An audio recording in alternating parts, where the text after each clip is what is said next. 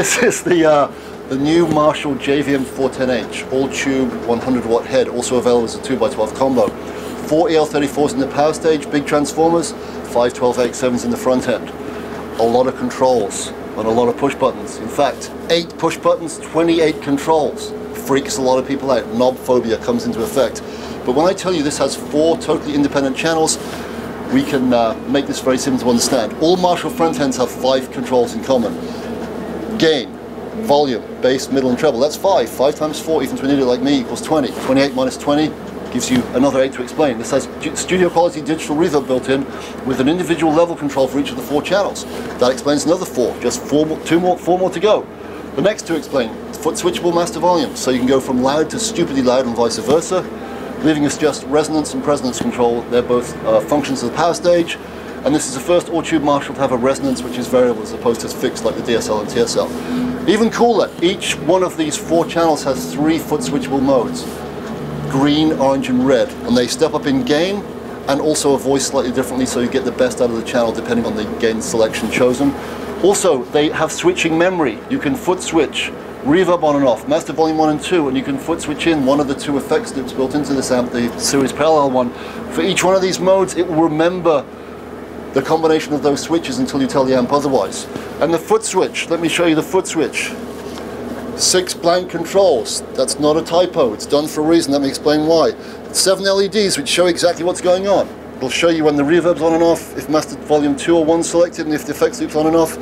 And the 4 channel LEDs not only show you which channel it is, but they're 3 colored, so they change according to the mode. So you can look down and see exactly what's going on.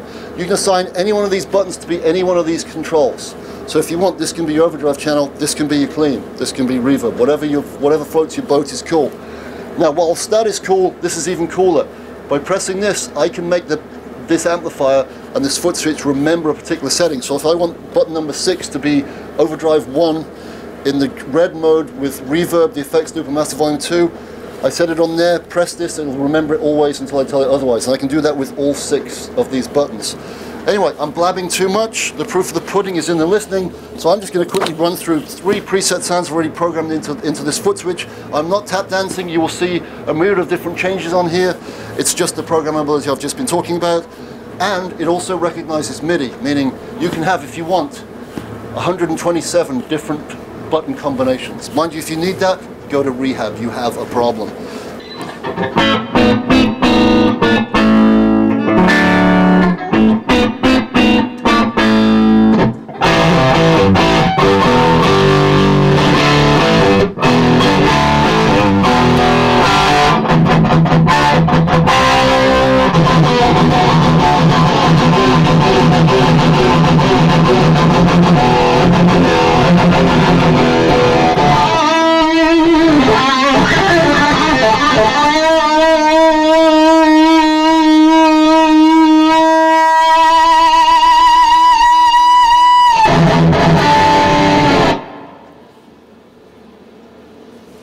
Another cool thing about this patent-pending foot switch and the memory capability it has in conjunction with the amp.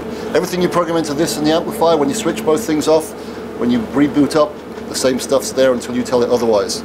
Most importantly though, the connection, a regular 1/4" guitar jack.